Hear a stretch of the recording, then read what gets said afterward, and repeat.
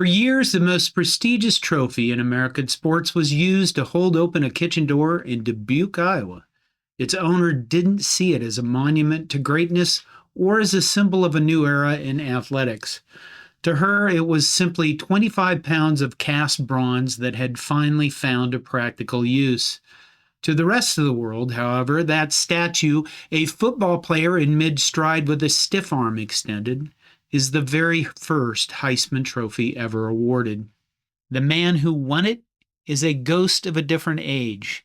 He was the first player ever selected in the history of the NFL draft, and yet he never played a single down of professional football.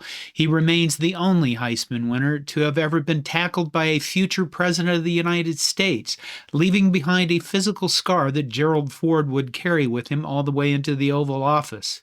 His name was Jay Berwanger, and while the world was ready to make him a superstar, Jay Berwanger was looking for something more permanent than fame. To understand why the one-man team eventually turned his back on the NFL to sell rubber strips for car doors, you have to look at where he started. Long before the trophies and the telegrams, John Jacob Berwanger was a child of the Depression. He entered the world on March 19, 1914, in Dubuque, Iowa, the eldest of 5 children, born to a blacksmith and a German immigrant mother. This was a family that understood the value of calloused hands. At Dubuque Senior High School, Berwanger became a legend in 3 sports: football, wrestling, and track. By 1931, he was an all-state halfback, leading his team to a state championship. The giants of the era, Iowa, Michigan, Minnesota, all wanted him.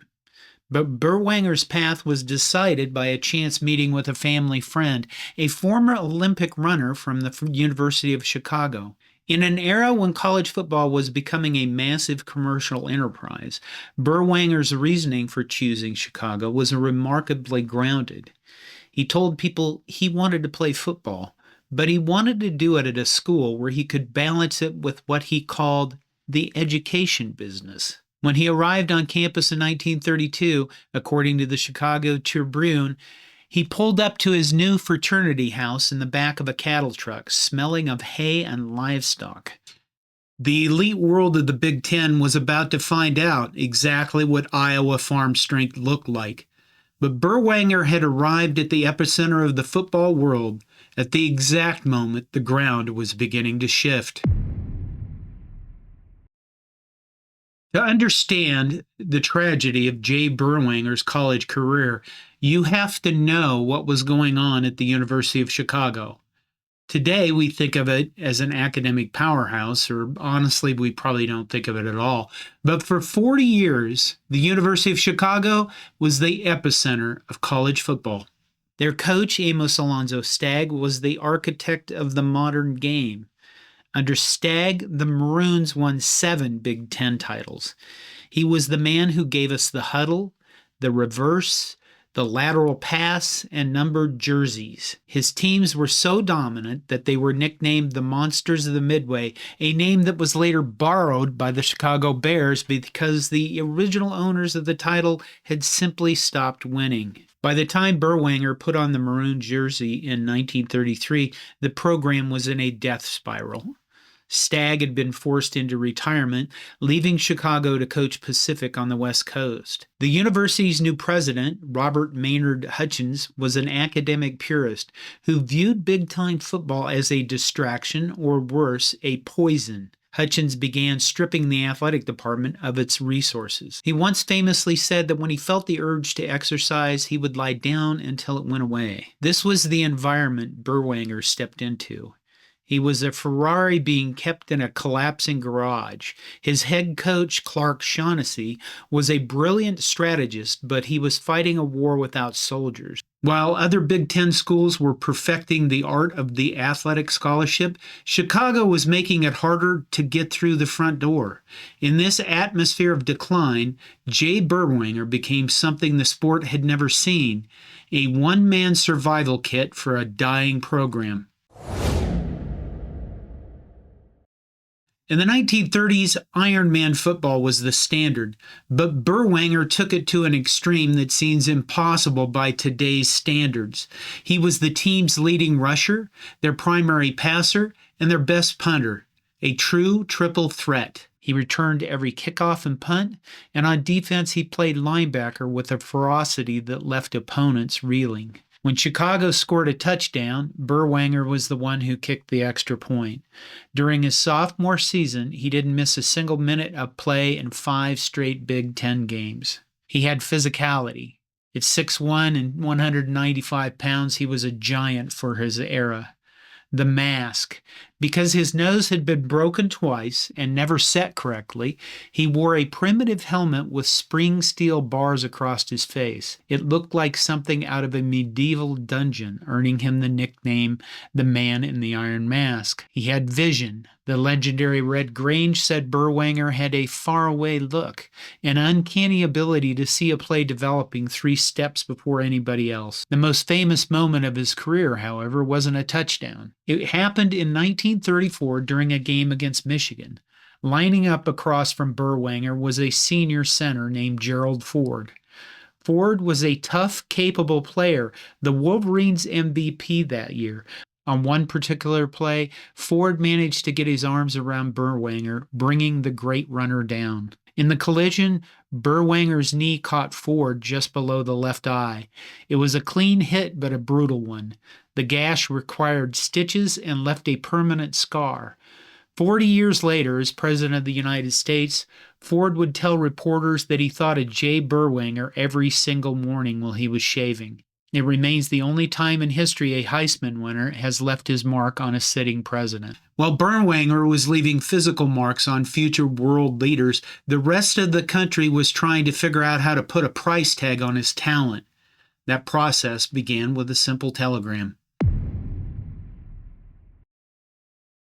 In November 1935, a telegram arrived for Berwanger from the Downtown Athletic Club in New York. He had been voted the most valuable football player east of the Mississippi. Today, the Heisman ceremony is a multi-million-dollar television event. In 1935, it was dinner in a club. Berwanger later admitted he was more excited about the free airplane ride to New York than the trophy itself. At the time, the award wasn't even called the Heisman. It was just the Downtown Athletic Club trophy. It wouldn't take on its legendary name until the following year, after the club's director, John Heisman, passed away. Back on campus in Chicago, no one seemed to care.